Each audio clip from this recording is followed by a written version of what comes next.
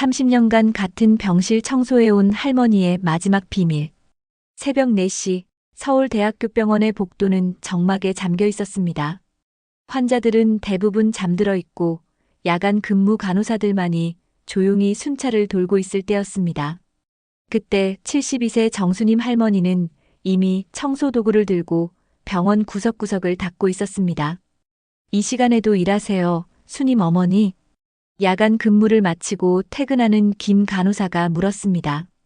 그려, 이 나이에 잠이 많나? 일찍 와서 좀 더 꼼꼼하게 청소하는 게 좋아. 할머니는 미소를 지으며 대답했지만 그 미소 뒤에 숨겨진 진짜 이유는 아무도 몰랐습니다. 30년간 이 병원에서 청소부로 일해온 그녀에게는 특별한 비밀이 있었습니다. 저는 정수님입니다. 올해 72세 서울대학교병원에서 30년째 청소부로 일하고 있습니다. 제 이야기가 아무에게도 알려진 적 없지만 이제는 말씀드릴 때가 온 것 같습니다. 30년 전 저는 남편과 18살 아들 민호와 함께 평범하게 살고 있었습니다.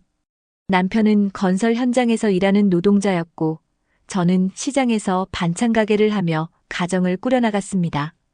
고등학교를 졸업한 민호는 대학 진학을 포기하고 취업을 준비하고 있었습니다. 그러던 어느 날 남편이 일하던 건설 현장에서 추락 사고가 났습니다. 병원으로 급히 옮겨졌지만 중태였습니다.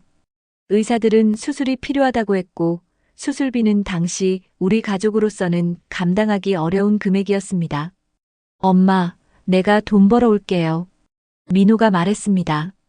그날 밤 집을 나간 아들은 며칠이 지나도 돌아오지 않았습니다. 걱정되어 민호의 친구들에게 물어보니 그가 고리대 금업자에게 돈을 빌렸다는 소식을 들었습니다. 결국 남편은 수술을 받았지만 의식을 되찾지 못한 채 몇 주 후 세상을 떠났습니다. 그리고 장례식이 끝난 직후 무서운 빚쟁이들이 찾아왔습니다. 민호가 빌린 돈의 이자가 눈덩이처럼 불어나 있었고 그들은 우리 집의 모든 것을 가져갔습니다. 더 큰 충격은 그 다음이었습니다. 민호가 갑자기 사라진 것입니다. 형사들이 찾아와 말하길 민호가 빚쟁이들에게 쫓기다 교통사고를 당했다는 것이었습니다. 다행히 목숨은 건졌지만 중상을 입어 서울대학교병원으로 옮겨졌다고 했습니다. 병원에 달려갔을 때 민호는 의식이 없는 상태였습니다. 의사는 머리를 크게 다쳐 깨어나더라도 기억 상실이 있을 수 있다고 했습니다. 하지만 그것보다 더 큰 문제는 의료비였습니다. 이미 남편의 장례비와 빚으로 모든 것을 잃은 저로서는 감당할 수 없었습니다. 그때 한 간호사가 제안했습니다. 이 병원에서 청소부를 구하고 있어요. 급여는 많지 않지만 직원 가족은 의료비 지원을 받을 수 있어요. 저는 그 자리에서 바로 지원했습니다. 다음 날부터 병원 청소부로 일하기 시작했고 그렇게 30년이 흘렀습니다. 민호는 한 달 후에 의식을 되찾았습니다. 하지만 의사의 말대로 그는 기억을 대부분 잃었습니다. 자신의 이름과 나이 정도만 기억할 뿐 부모님에 대한 기억은 거의 없었습니다. 그리고 재활 과정에서 놀라운 일이 일어났습니다. 이 환자 그림 그리는 재능이 특별합니다. 재활 치료로 시작했는데 정말 뛰어나요. 담당 의사가 저에게 보여준 민호의 그림은 놀라울 정도로 섬세하고 아름다웠습니다. 어릴 때부터 그림은 좋아했지만 특별한 재능이 있다고 생각한 적은 없었습니다. 하지만 사고 후 마치 잠자던 재능이 깨어난 것처럼 민호는 놀라운 그림을 그려냈습니다. 그러던 어느 날 민호의 병실에 한 중년 남성이 찾아왔습니다.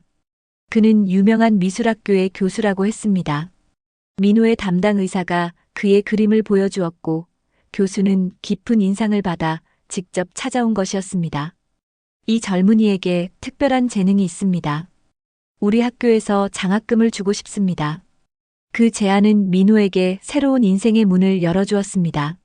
하지만 저에게는 큰 고민이 생겼습니다. 민호가 병원을 떠나 미술학교로 간다면 더 이상 그를 가까이서 볼 수 없게 될 것입니다. 그리고 더 큰 문제가 있었습니다. 빚쟁이들.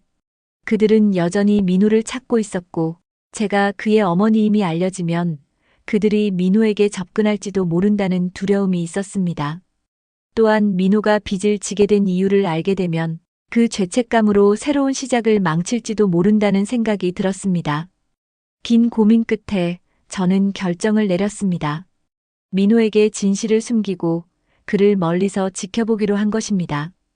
당신이 민호 어머니였군요. 담당 의사가 놀란 표정으로 물었습니다. 네. 하지만 이 사실을 민호에게 말하지 마세요. 제발 부탁드립니다. 그렇게 저는 그의 어머니가 아닌 그저 병실을 청소하는 아줌마로 남기로 했습니다. 민호는 미술학교로 떠났고 저는 병원에 남았습니다. 하지만 놀랍게도 1년 후 민호는 다시 이 병원으로 돌아왔습니다. 이 젊은이가 우리 병원의 미술치료사로 자원했습니다. 그의 경험이 다른 환자들에게 도움이 될 것 같아 채용했습니다. 병원장의 말에 저는 기쁨과 두려움이 교차했습니다.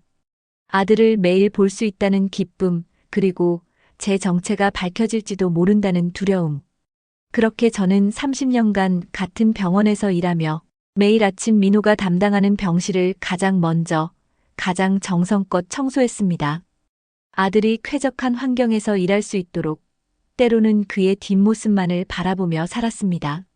시간이 흘러 민호는 병원의 중견 미술 치료사가 되었고 저는 노년의 청소부가 되었습니다.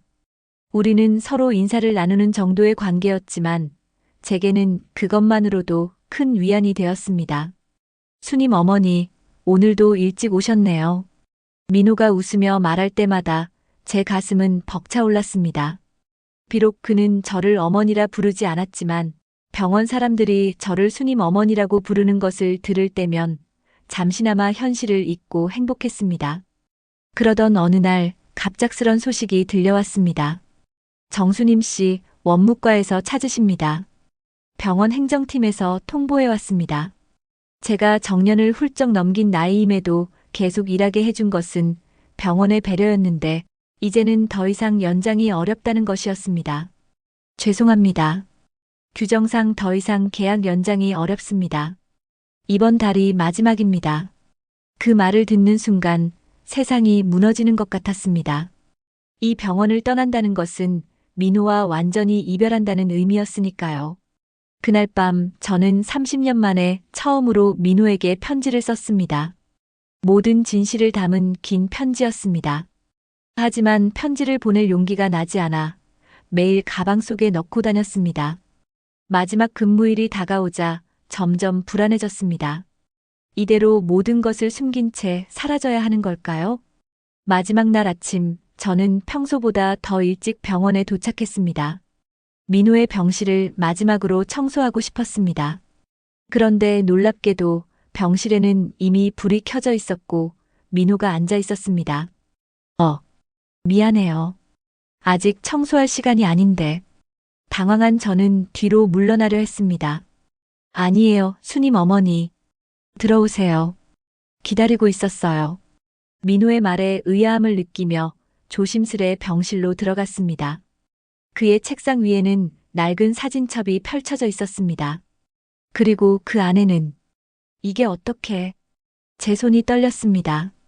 그 사진첩은 우리 가족의 것이었습니다. 민호가 어렸을 때 찍은 사진들, 남편과 저, 그리고 민호가 함께 찍은 사진들이 가득했습니다. 어머니, 전 알고 있었어요. 민호의 말에 숨이 멎는 것 같았습니다. 15년 전부터요. 사고 후 기억이 조금씩 돌아왔어요. 그리고 병원 기록을 찾아보다가 알게 되었죠. 어머니가 저를 위해 청소부로 일하셨다는 것을. 눈물이 앞을 가렸습니다. 30년간 숨겨온 비밀이 이렇게 쉽게 밝혀질 줄은 몰랐습니다. 왜 말하지 않았니? 겨우 말을 이었습니다. 어머니가 그토록 숨기려 하시는데 어떻게 말할 수 있었겠어요? 어머니의 마음을 존중하고 싶었어요. 민호의 눈에도 눈물이 고였습니다. 그리고 빚쟁이들 때문에 그들이 저를 찾지 못하게 하려고. 민호는 모든 것을 알고 있었습니다. 빚쟁이들의 일까지. 그들은 이미 없어요. 어머니, 제가 8년 전에 모든 빚을 갚았어요. 미술 치료사로 성공하고 첫 번째로 한 일이 그거였어요. 충격의 말을 잇지 못했습니다. 그렇게 오랜 시간 두려워했던 일이 이미 해결되어 있었다니. 그런데 왜 지금 어머니가 병원을 떠나신다는 소식을 들었어요. 더 이상 비밀로 하고 싶지 않았어요. 민호는 서랍에서 무언가를 꺼냈습니다. 그것은 낡은 봉투 하나였습니다. 이건 어머니께 드리고 싶었던 것입니다. 15년 동안 매달 쓴 편지예요. 봉투를 열자 수십 통의 편지가 나왔습니다. 모두 어머니께라고 쓰여 있었습니다. 저도 어머니처럼 용기가 없었나 봅니다. 이렇게 많은 편지를 썼지만 한 번도 드리지 못했어요. 우리는 오랫동안 말없이 서로를 바라보았습니다. 30년의 시간, 말하지 못한 사랑, 숨겨온 진실. 모든 것이 이 순간에 녹아내렸습니다. 이제 집에 같이 가요, 어머니. 민호가 내미는 손을 잡으며 저는 처음으로 진심 어린 미소를 지었습니다. 30년간의 긴 여정이 마침내 끝나는 순간이었습니다. 그날 이후 저는 더 이상 병원 청소부가 아니었습니다. 민호는 병원 근처에 작은 아파트를 마련해 주었고 우리는 늦게나마 함께 살기 시작했습니다. 놀랍게도 민호는 제가 병원을 그만두기 전날 모든 동료들과 환자들에게 진실을 알렸다고 합니다. 제가 30년간 아들을 위해 청소부로 일했다는 감동적인 이야기가 병원 전체에 퍼졌고 많은 사람들이 감동했다고 합니다. 어머니, 오늘은 특별한 손님이 오십니다. 어느 날 민호가 말했습니다. 그날 저녁 병원장을 비롯한 여러 의사와 간호사들이 우리 집을 방문했습니다. 그들은 작은 동판을 들고 왔는데 거기에는 이렇게 쓰여 있었습니다. 정수님님의 헌신과 사랑을 기리며 서울대학교병원 미술치료센터는 이제부터 수님센터로 명명합니다. 병원장이 설명했습니다. 30년간의 귀하의 헌신은 단순한 청소 이상의 의미가 있었습니다. 그 사랑과 헌신이 미술치료센터의 정신이 되었으면 합니다. 그 순간 30년간 숨겨온 눈물이 한꺼번에 쏟아졌습니다. 단순한 청소부로 일했던 제가 이렇게 많은 사람들에게 영감을 주었다니. 민호는 제 손을 꼭 잡았습니다. 어머니, 이제 아시겠죠? 어머니의 30년은 결코 헛되지 않았어요.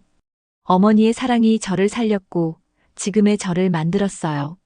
이제 저는 72세 노인이지만 마음만은 그 어느 때보다 젊고 행복합니다. 30년간 같은 병실을 청소하며 아들을 몰래 지켜보던 시간은 끝났지만 그 시간이 만들어낸 사랑의 힘은 여전히 우리와 함께하고 있습니다. 사랑하는 여러분, 때로는 우리가 선택한 희생이 헛되게 느껴질 때가 있습니다. 하지만 진심 어린 사랑은 결코 헛되지 않습니다. 저의 30년이 그것을 증명해 주었으니까요. 오늘도 병원 어딘가에서는 누군가가 사랑하는 이를 위해 보이지 않는 희생을 하고 있을 것입니다. 그들의 사랑에 경의를 표합니다. 그리고 언젠가는 그 사랑이 반드시 보답받을 것임을 믿습니다. 감사합니다.